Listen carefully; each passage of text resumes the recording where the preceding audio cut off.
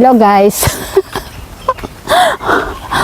Magpupunta ko dito sa farm. Wala ba kayong napapansin? Wala ba kayong napansin sa akin? Dito.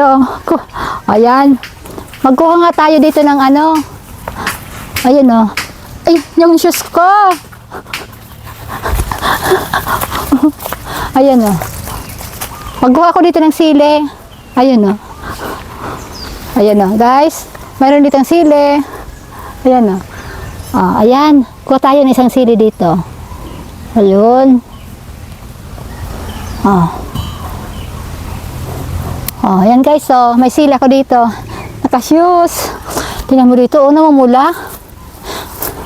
Tapos, maghahanap ako dito ng kamote. Mangangamote ako dito guys. Kung mayroon na. Tingnan natin kung mayroon na dito. Wala pa. Wala mo na dito kamote. Sa dito kamote. Nagbaralinta ka ko boy. Dito tayo sa Malimboy.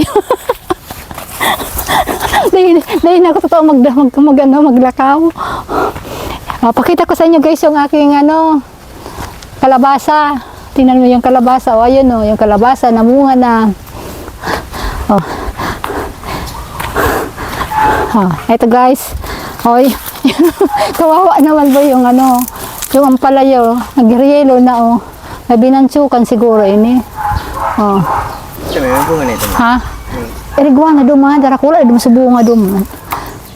Ayun pa sayang mo, tingnan niyo ayun sayang pa sayang. Ito yung kalabasa namunga na siya maraming bunga kalabasa. Marami.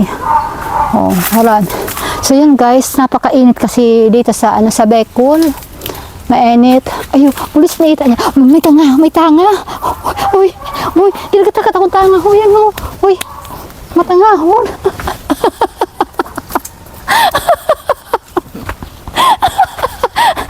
Nakahilis na nga niya ako. Ay, di na ako sanay mag-heels. Makiagi po Tiyo.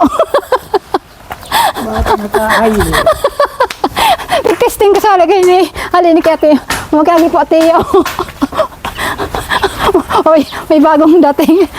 Dahil ako sanay siya. Dahil ako sanay siya mag-hil. Nagbarbalik ko ako. Hoy, may lada Kinuha ko naman Yan Hoy, parehas kan siya hindi nagbubunga. Araw kayo na sa dahon niya. Dapat ko yan halin ta sa So yun guys.